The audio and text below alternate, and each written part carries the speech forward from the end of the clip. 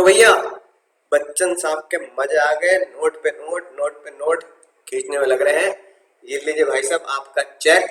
बागबान ने तो धमाल कर दिया, 10 लाख रुपए का चेक। 10 लाख रुपया है कि नहीं बात। न जाने अभी बागबान क्या क्या गुल खिलाएगा, देखते जाइए साहब। यानी कि बच्चन साहब ने ऐसी स्टोरी लिख दी, ऐसी स्टोरी लिख दी जो फिल्म में भी सुपर हिट हो गई। और भैया पिक्चर के अंदर जो लिखा है ना, पिक्चर के अंदर जो बात लिखी उसमें भी मामला एकदम शानदार जानदार जम गया। राइट। लेकिन लेकिन मजे मजे में बच्चन साहब क्या नहीं समझ पा रहे हैं। मुन्ना बच्चन साहब ये नहीं समझ पा रहे हैं कि इतना पैसा मैंने कमा तो लिया, पर इनकम टैक्स की नजर मेरे पास हमेशा जमी रहेंगी। तो भाई और बहनों, देवियों सज्जन, आइए आप हम खेल रहे हैं एक ऐसा खेल जिससे हमें पता लगा किताबें बेचकर रॉयल्टी पाकर हमें क्या क्या टैक्स भरना पड़ता है। तो बच्चन साहब को पता ही नहीं कि उनके साथ होने क्या वाला है, लेकिन हम बच्चन साहब को सिखाएंगे। अरे अरे अरे अरे बच्चन साहब देखिए आपके साथ क्या होने वाला है, देखिए जरा देखिए। हाँ, तो बच्चन साहब के साथ क्या होगा? बच्चन साहब के साथ वही होगा जो मंजूर खुदा होगा ना मुन्ना ना। बच्चन साहब के साथ वो होगा जो हम बताएंगे। सर बच्चन साहब के साथ ये होगा जो भी पैसा उन्हें मिल रहा है, राइट, उससे बोला जाएगा रॉयल्टी। और वो रॉयल्टी की डिडक्शन मिलेगी क्यू क्यू बी में, क्यू क्यू बी में मिलेगी। राइट। लेकिन मुन्ना असल बात ये नहीं है, तो तुच्छी बात है। सर डिडक्शन तो बाद में मिलेगी, पहले ये बताओ रॉयल्टी जब मेरी इनकम है जो 10 लाख रुपए बच्चन साहब के खाते में आए, वो जाएंगे किस साइड में? क्या बच्चन साहब ने नौकरी करी थी? नहीं नहीं। क्या मकान किराए पे दिया? नहीं। क्या बच्चन साहब का बिजनेस है? ना मुन्ना ना, ना, ना। कोई एसेट बेच रहे हैं ना। तो भैया ये बच्चन साहब की अदर सोर्स की इनकम बनेगी। तो बच्चन साहब दिखाएंगे अदर सोर्स की इनकम 10 लाख रुपए। अब बच्चन साहब फैल रहे हैं, बच्चन साहब कह रहे हैं भैया एक तो बच्चों ने जिंदगी है कहाँ, एक तो ये कर दिया है ना। और ऊपर से भैया जो कोई बड़ी मुश्किल से मेहनत करके किताब लिख कर पैसा कमाया है कि नहीं बात, उस पैसे कमाने पर भी सर आप क्या कर रहे हैं? ठीक है, ग्रहण लगा रहे हैं और टैक्स ले रहे हैं। तो भैया दिल पे लग गई बात फाइनेंस मिनिस्टर के। फाइनेंस मिनिस्टर ने बोला बच्चन साहब आज आपने हमारे दिल पे बात लगा दी, इसलिए हम आपको एक तोहफा देना चाहते हैं जिसका नाम है डिडक्शन। पर डिडक्शन से पहले एक सवाल का जवाब दे दो। फाइनेंस मिनिस्टर साहब ने और मैंने बच्चन साहब से यही पूछा कि बच्चन साहब ये बताओ आपने क्यों बुक बनाई, मतलब जरूरत क्या थी बागबान लिखने की, क्यों बुक बना दिया आपने? तो हमने उनसे क्या सवाल पूछा, बच्चन साहब आपने क्यों क्यों बुक बनाई, क्यों क्यों बुक बनाई, क्यों क्यों बुक बनाई, क्यों क्यों बुक बनाई? ये बात तमाची से टकली दिल पे लगी फाइनेंस मिनिस्टर साहब के। फाइनेंस साहब ने बोला अंकुर सर आपने जो पूछा ना, सेक्शन का नाम भी वही रखेंगे, बच्चन साहब क्यू क्यू बुक बनाई, इसलिए 80 क्यू क्यू बी। हाँ, इसलिए रखा है सेक्शन का नाम, क्यू क्यू बुक लिखी, क्यू क्यू बुक लिखी, क्यू क्यू बुक लिखी, तो 80 Q Q B. 80 Q Q B ने क्या बोला? 80 क्यू क्यू बी ने बोला, सर मजा ही आ गया सर ऐसे याद कर दे सेक्शन, सर टिप्स पे याद होगा सर, कि डिडक्शन मिलेगी है ना, डिडक्शन जरूर मिलेगी मुन्ना, लेकिन डिडक्शन की कुछ शर्तें होंगी। सबसे पहली बात, बच्चन साहब आपको अदर सोर्स में मिले कितने? 10 लाख रुपए। मैं मान रहा हूं बच्चन साहब की और कोई इनकम नहीं है, तो जीटीआई कितनी हो गई? 10 लाख। ठीक है, यानी कि salary, house property, PGP, capital gain सब nil, other source 10 lakh, GTI 10 lakh. जब मैं यहाँ 80C से लेकर 80U तक की डिडक्शन लूंगा तो एक डिडक्शन बच्चन साहब को मिलती है 80 क्यों क्यों बुक बनाई, क्यों क्यों बुक बनाई, क्यों क्यों बुक बनाई बच्चन साहब, है कि नहीं बात? Q Q B. Q Q B ने बोला सबसे पहली बात, बच्चन साहब चाहे जान चली जाए लेकिन आपको 3 लाख से ऊपर जाने नहीं देंगे, जाने नहीं देंगे, तो मैं 3 लाख से ऊपर जाने नहीं देंगे। यानी लिमिट पहली 3 लाख, राइट। और दूसरी लिमिट चाहे पहले भी लिख लो दूसरी भी लिख लो, एक बात आपको बताइए, वक्त से पहले और एक्चुअल से ज्यादा ना किसी को कुछ मिला है मुन्ना, ना किसी को कुछ मिलेगा। तो वक्त से पहले एक्चुअल से ज्यादा, ठीक है, यानी एक्चुअल रॉयल्टी। तो एक्चुअल रॉयल्टी कितनी है? 10 लाख। सर ये बात भी समझ में आ गई। लेकिन तीसरी लिमिट जो आपको लग रहा होगा सर यहाँ तो 2 ही लिमिट है, 3 लिमिट तो है ही नहीं सर, जे का होगा, जे का होगा, ठीक है ना, राइट। तीसरी लिमिट जाने अनजाने ब्रैकेट में लिख दी है ना फाइनेंस मिनिस्टर साहब ने, जो आपको पता ही लगा, वो ये कि जितनी बच्चन साहब की बुक बिकी, क्यों क्यों बुक बनाई तो क्यों क्यों बुक बिकी, उसका 15%, 15% ऑफ बुक सोल्ड, कितने रुपए की बुक बिकी, यानी एमआरपी। मान लो बच्चन साहब ने बोला भैया मेरी तो ऑल ओवर इंडिया, अरे भैया हमारी ऑल ओवर इंडिया 1000 बुक बिके बंदा, 1000। और मान लो बच्चन साहब ने एक बुक की कीमत मात्र 100 रुपए रखी थी, अरे भैया हमारी 1000 बुक बिक गई, यानी कि पहले ही महीने में हमारी 1 लाख की सेल हो यहाँ। ठीक है, तो भैया बुक की जो कीमत वैल्यू या बुक की जो सेलिंग प्राइस निकल के आया है उसका 15% ले लेंगे। इन तीनों में से जो सबसे कम होगा उसकी रिडक्शन मिलेगी, राइट। जैसे अपने केस में ही ले लेते हैं। अब मैंने कहा भैया बच्चन साहब की 1000 किताबें बिकी, ठीक है, एक किताब की कीमत 100 रुपए, तो 1 लाख रुपए बच्चन साहब के बने।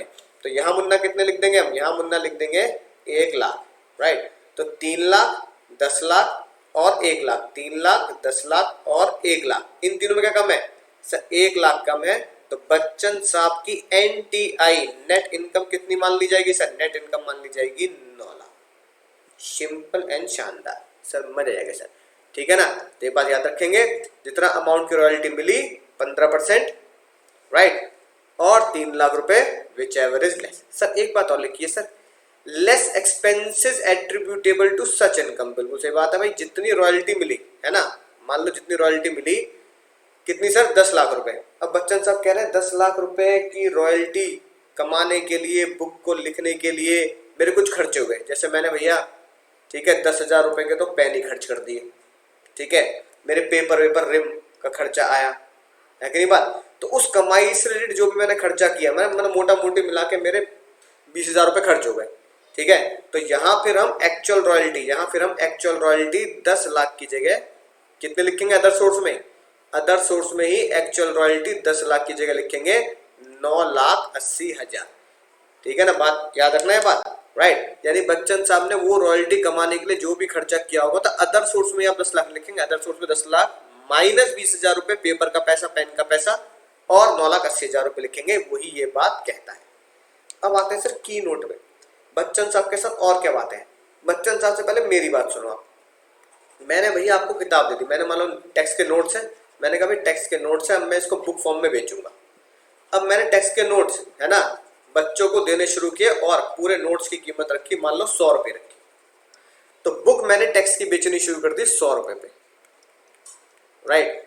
पढ़ो पढ़ाओ लाइव बनाओ, राइट, 100 रुपए पर बुक। बच्चा कह रहा है ठीक है सर बिल्कुल खरीदेंगे, दनादन बच्चे खरीद रहे हैं। अब मेरी बुक पर जो बिकने पर रॉयल्टी मुझे मिल रही है कि नहीं बात, जो रॉयल्टी मुझे मिल रही है, मेरा पब्लिशर बेच रहा है, जो रॉयल्टी मुझे मिल रही है उस पर कितनी रिडक्शन मिलेगी सर, सेम मिलेगी जितनी जो रखी है, इसमें टेंशन वाली बात है।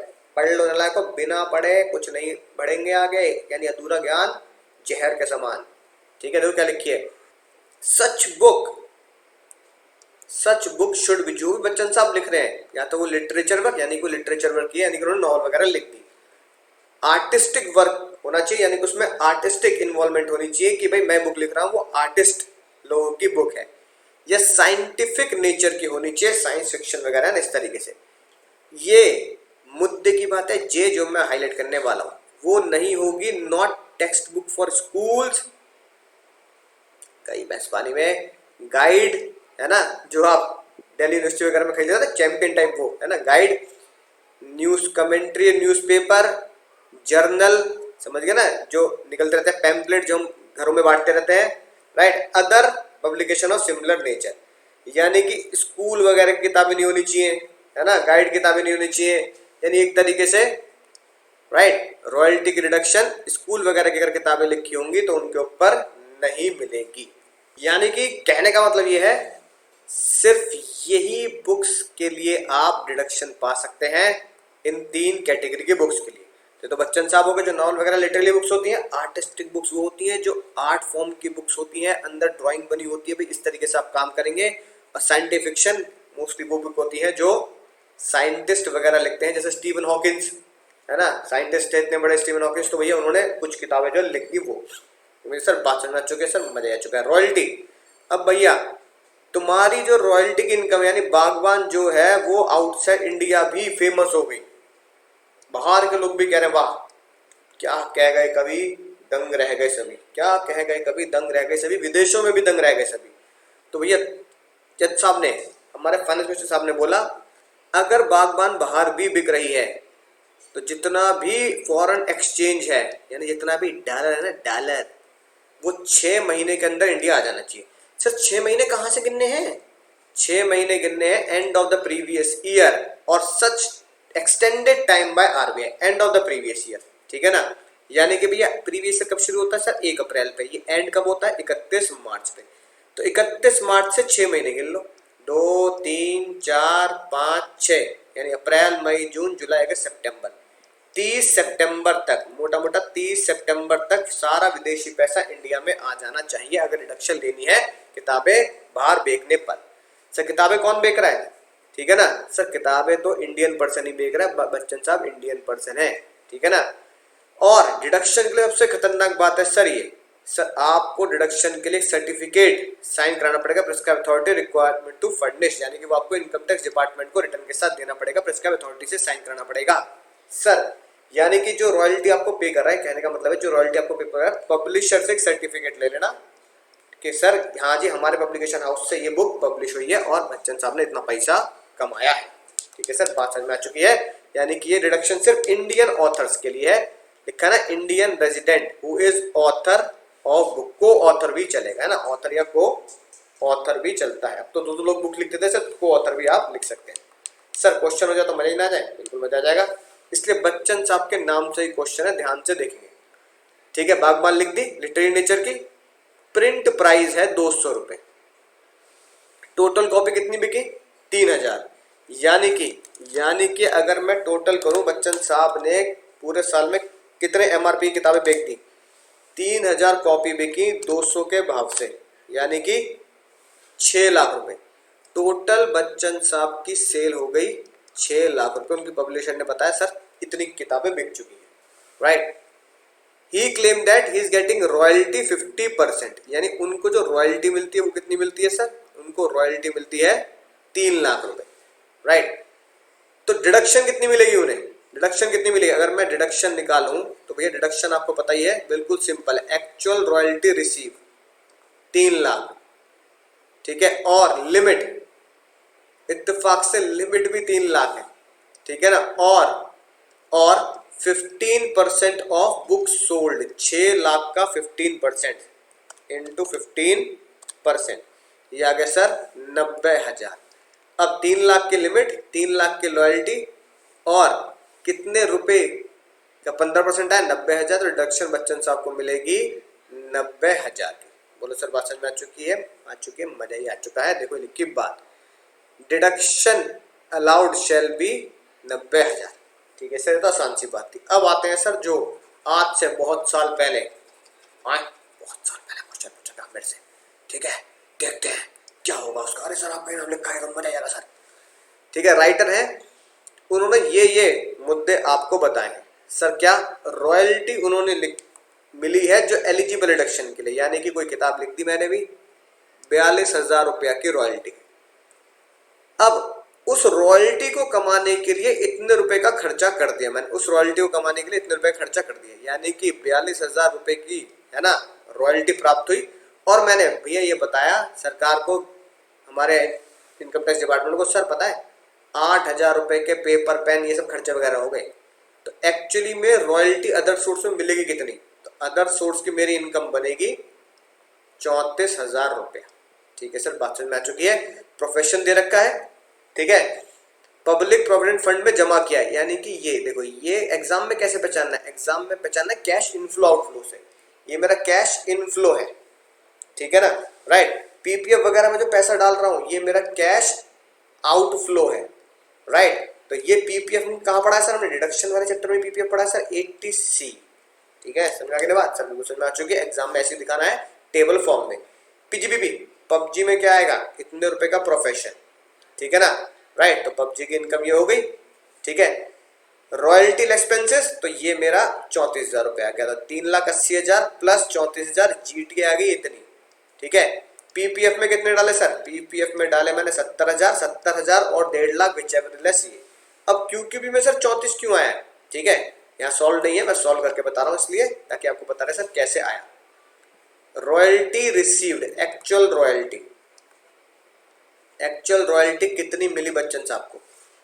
34,000, यानी इस क्वेश्चन में मुझे 34,000 एक्सपेंस माइनस कर दी। लिमिट कितनी है मुन्ना? लिमिट है sir 3 lakh. 15% of book sold, तीसरी लिमिट क्या है? 15% ऑफ बुक सोल्ड। अब इस क्वेश्चन में मजेदार बात ये दे रखी है, बुक सोल्ड की वैल्यू नहीं बता रखी कि कितने रुपए की बुक बिकी, है ना, कितने की बिकी, कितने की बिकी, ठीक है, राइट, कहीं नहीं बता रखा।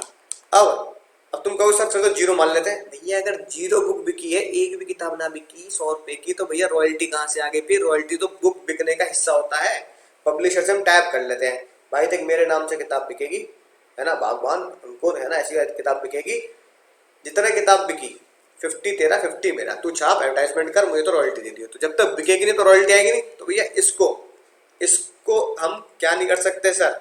निल नहीं कर सकते। तो हम क्या एज्यूम करेंगे? कुछ एक अमाउंट एज्यूम करेंगे भैया कि कितने रुपया 15% बुक सोल्ड कितनी हुई होगी, ठीक है ना, राइट। तो जो भी आप एज्यूम करेंगे, राइट, तो मान लो चलो हमने एज्यूम कर ली, मान लो 10 लाख की बुक बिक गई, बुक सोल्ड हुई 10 लाख की। थोड़ा लग रहा है कि सर रॉयल्टी बड़ी कम आ रही है, कोई बात नहीं है ना। तो भैया इंटू 15, सॉरी कितना सर, हाँ, इंटू 15%, राइट। मान लो चलो 5 लाख कर लेते हैं बस। तो मान लो ये पूरे साल में 5 लाख किताबें बिक गई, 5 लाख का 15%, ये आ गया सर हमारा 75,000 रुपये। अब इन तीनों में सबसे कम क्या है? इन तीनों में सबसे कम क्या है? 34। तो इसलिए हमने यहाँ पर 34 ही लिखा है और फिर उसकी घटाकर NTI आ गई। बोलो सर बात समझ में आ चुकी है? सर मजा आ चुका, सिंपल एंड शानदार, ठीक है सर, समझ चुके हैं। QQP बच्चन साहब। और अब तो आज क्यों बुक बनाते हो आपने? आज क्यों बुक बनाए, राइट। चलिए अगले कॉन्सेप्ट से पहले देखिए ये फुनसुक वांगडू। वांगडू? या वांगडू? हाँ, ये मतलब तू साइंटिस्ट है, यानी कि तेरे नाम के 400 पेटेंट्स हैं, यानी कि जापानीज तुझे ढूंढ रहे हैं। I don't like Wangdu. I think so. Phunsukh Wangdu. Wangdu? या वांगडू? हाँ, ये मतलब तू साइंटिस्ट है, यानी कि तेरे नाम के 400 पेटेंट्स हैं, यानी कि तेरे नाम के 400 पेटेंट्स हैं, यानी कि तेरे नाम के 400 पेटेंट्स हैं। अगर अंचो के नाम इतने सारे पेटेंट हैं, तो दोस्तों 3 इडियट जिसमें रोल आमिर खान रेंचो ने निभाया है, वो असली रेंचो है ये सोनम, थोड़ा नाम लड़के जैसा है, सोनम वांगचुक, उसने रेंचो लिख दिया है ना, राइट। फुनचुक वांगडू करके इस तरीके से, right. Real life Phunsukh Wangdu has 400 patent in his name, ठीक है। लद्दाख में रहते हैं, बच्चों को पढ़ाते हैं, राइट। जापान में भी उनकी बहुत ज्यादा डिमांड है। तो भैया अब ये जो मुद्दे की बात है, 400 पेटेंट, ये क्या होता है सर? ये क्या होता है सर? ये क्या होता है?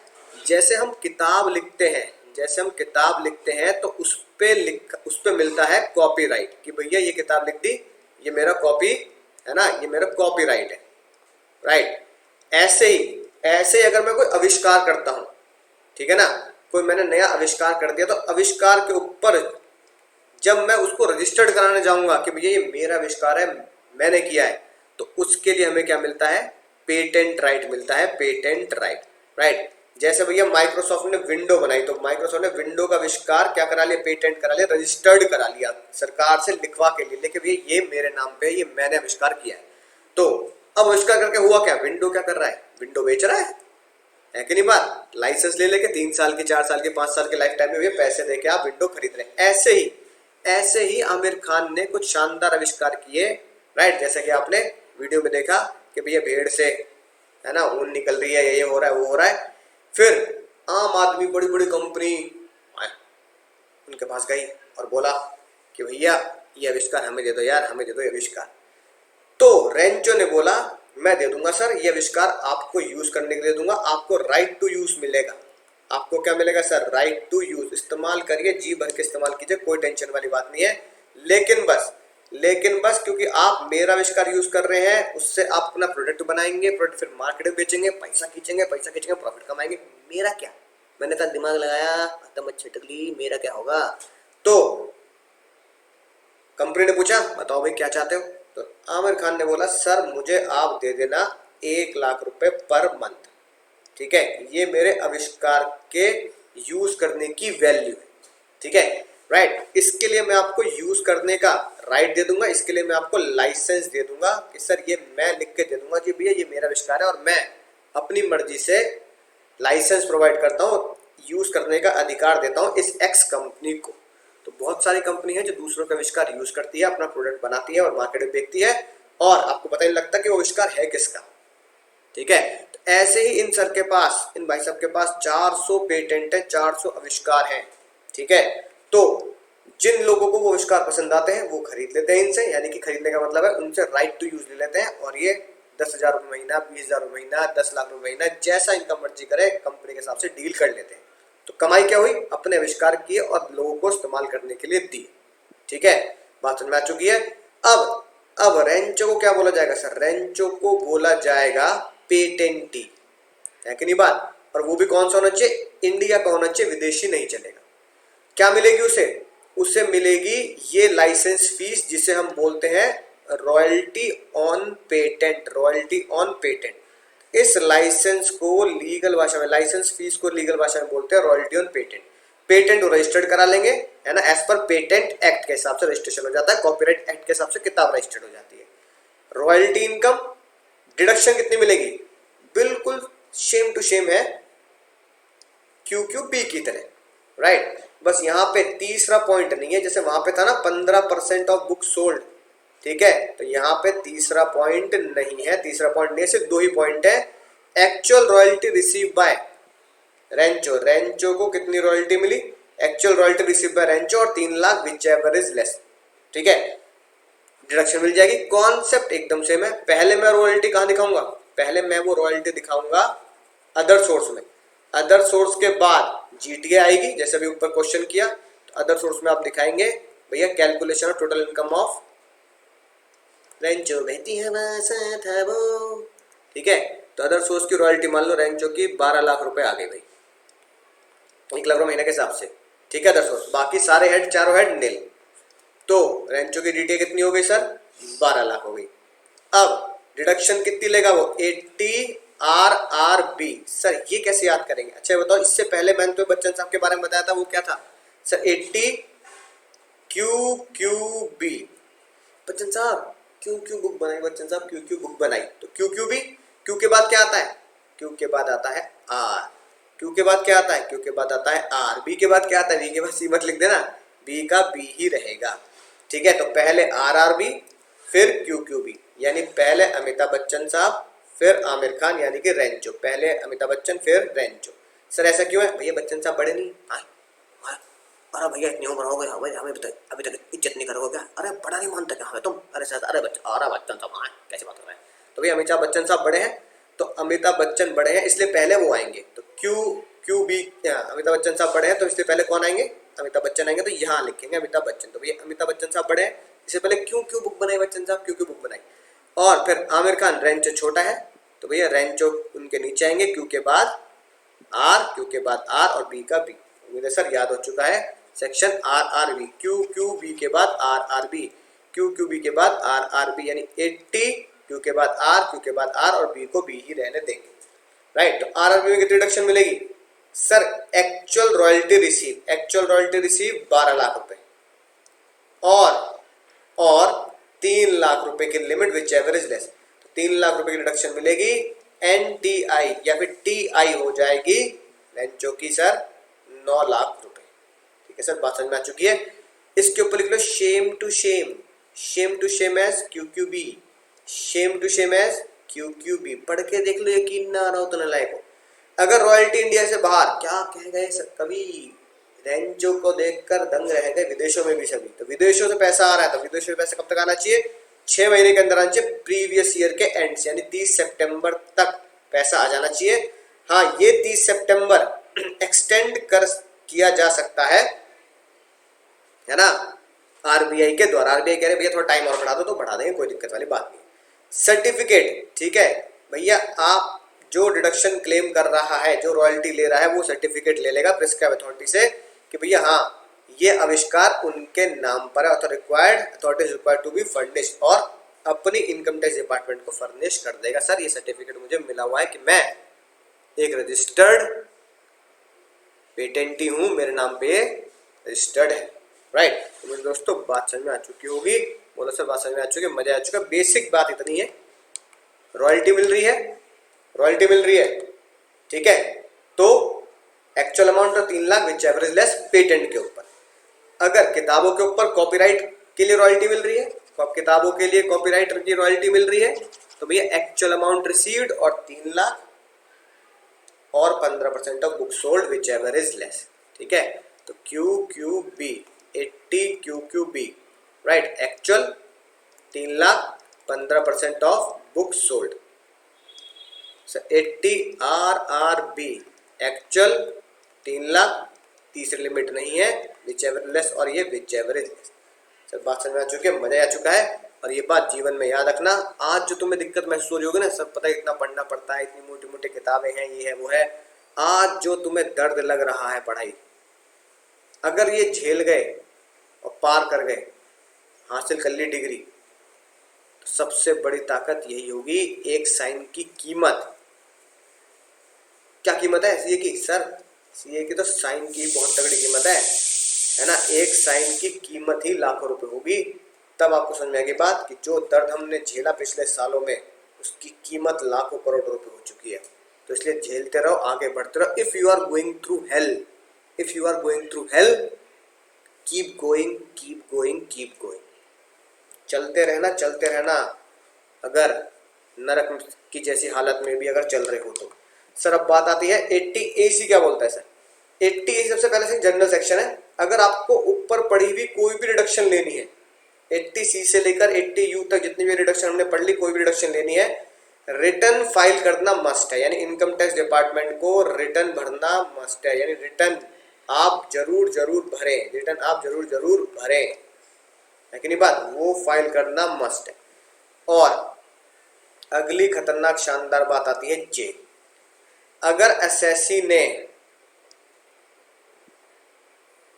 115 BAC याद आ गया, अडॉप्ट कर लिया, अडॉप्ट कर लिया, तो जितनी भी रिडक्शन मिली है, कोई डिडक्शन नहीं मिलेगी सिवाय 2 के, राइट। सिर्फ देखो क्या लिखा, ओनली, ओनली वर्ड खतरनाक है मुन्ना, ओनली वर्ड खतरनाक है, ओनली वर्ड खतरनाक है। सिर्फ 80 CCD 2 यानी कि 80 CCD 1 नहीं मिलेगी, 80 CCD 1B नहीं मिलेगी, ठीक है ना। सिर्फ और सिर्फ 80 CCD 2 ही मिलेगी। यानी एम्प्लॉयर, YER, एम्प्लॉयर का कंट्रीब्यूशन इन NPS, है ना। एम्प्लॉयर का contribution NPS, employer contribution NPS, सिर्फ वही।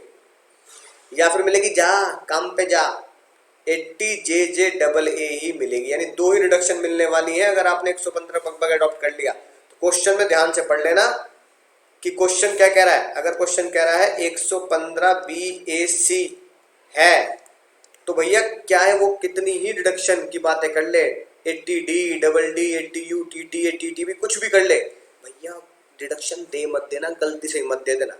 अगर वो कह रहा है 115 BAC नहीं फॉलो करते, तो जैसा मैंने आपको सिखाया, जैसे क्वेश्चन कराया, बिल्कुल वैसे करने, यानी कि सारे के सारे डिडक्शन दे डालने। हाँ, 115 BAC अगर है तो हाँ ये 2 जरूर रिडक्शन दे देना। एक तो CCD 80 CCD 2 और एक जा काम पे जा, जा काम पे जा, यानी कि जो हमने लास्ट लेक्चर में पढ़ा था, काम पे जाने पर जो एम्प्लॉयज के रिडक्शन मिलते। क्यों? क्योंकि ये क्यों दी गई है सर? ये इसलिए अलॉट की गई है कि ये तो कंपनी का पैसा है। तो भैया कंपनी का पैसा पहले मैं कहाँ ऐड करता हूँ सर? पहले मैं उसे सैलरी में ऐड कर देता हूँ, सैलरी में प्लस कर दिया। भैया सैलरी में प्लस कर दिया, टैक्स ले लिया, तो नीचे आप है ना घटा देंगे लिमिट लगाकर, 80 CCD 2 की लिमिट आपको पता ही है। और भैया ये क्यों अलाउ की गई सर? क्योंकि इससे एम्प्लॉयमेंट को बूस्टअप मिलेगा।